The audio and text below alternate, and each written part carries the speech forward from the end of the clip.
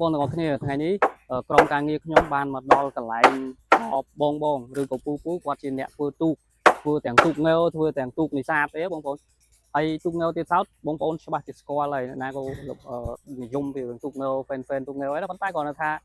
យើងអត់បានដឹងថារបៀបរបបនៃការតម្លើងទូកនឹងវាយ៉ាងម៉េចហើយទី2ពាក់ព័ន្ធនឹងការតំណមនៃការធ្វើទូកវាយ៉ាងម៉េចទេយើងនឹងទៅជួបលោកពូដែលកំពុងតែធ្វើទូកតែម្ដងបាទជំរាបសួរលោកពូបាទជំរាបសួរលោកពូនេះកំពុងតែតម្លើងទូកងើត្រូវលោកពូតម្លើងទូកនេះប្រភេទគេហៅប្រភេទទូកខ្នាតអន្តរជាតិចឹងលោកពូណាខ្លីអានេះគឺអ៊ំ12នាក់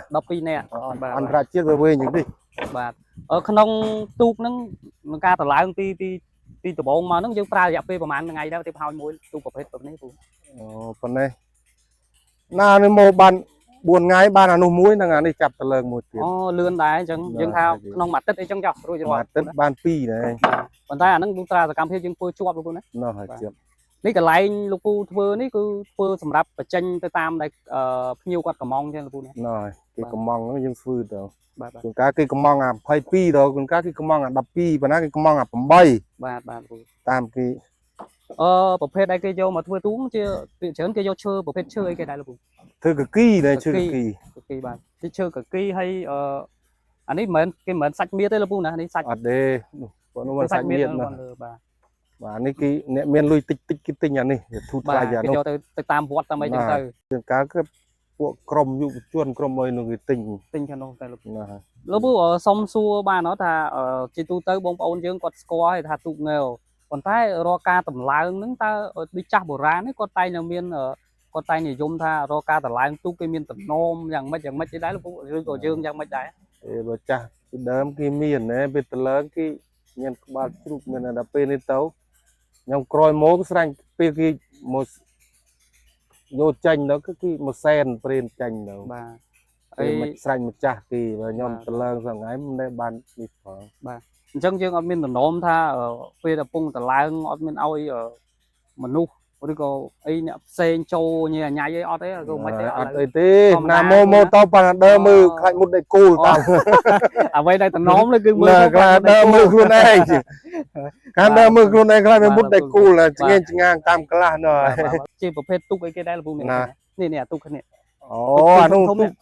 កណូតអាហ្នឹងកណូតវិញណាគេ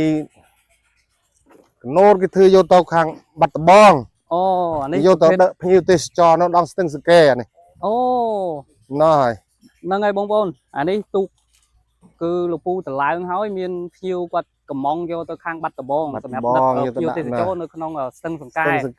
ប៉ុន្តែខ្ញុំអត់ស្គាល់មុនហ្នឹងខ្ញុំស្មានតែប្រភេទទូកសមុទ្ររួចរូបរាងវាដូចទូកសមុទ្រចឹងបងប្អូនវាច្រើននេសាទអ្នកនេសាទសមុទ្រទេណាប្រភេទវាមានក្បាលស្រួចចឹងគឺ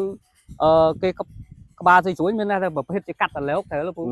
បាទព្រោះលោកអានេះធំពេលគេធ្វើគឺមានដំបូលមានអីគេក្រាលទំនៀបដាក់ស្រាប់ដឹកភ្ញៀវបាទសម្រាប់ដឹកភ្ញៀវទេសចរនៅក្នុងស្ទឹងសង្កែ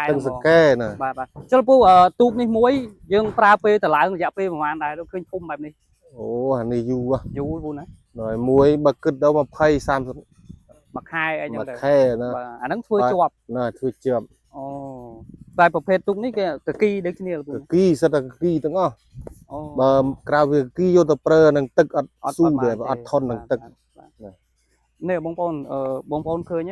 ទូកនេះគឺថ្មីចេះតែម្ដងហើយលោកពូគាត់ជាក្រុមជាងតម្លើងប្រចាំនៅហ្នឹងគេហៅតំបន់នេះណាពូនេះតំបន់វត្តជេងនៅក្នុងទឹកដីស្រុកសាច់កដាខេត្តកដាយើងពូណាបាទហើយបងប្អូនឃើញនៅក្រោយខ្នងខ្ញុំគឺសិតតែទូកប្រភេទទូកទេសចរទូកនេសាទទូកងើទូកអីគាត់ទូកប៉ុណ្ណាំងទូកប៉ុណ្ណាំងទូកអីទាំងអស់គឺលោកពូគាត់ជាអ្នកទទួលធ្វើនៅទីតាំងនឹងតែម្ដងមានក្រុមជាងគាត់ជ្រៀកឈើជាអីគឺធ្វើនៅទីតាំងនឹងតែម្ដងហើយបងប្អូនដែលមានតម្រូវការធ្វើទូកធ្វើអីចង់កំងទូកអីបងប្អូនអាចតាក់ទងមកលោកពូបានបាទ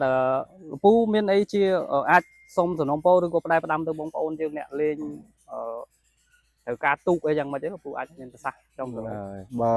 បងប្អូនណាត្រូវការទូកលើក្តារឬទូកលងទូកអីនេះសូមតាក់ទងបងប្អូនស៊ីមហងដែលវិទ្យាមេកាគេនៅនេះបាទលោកពូបាទ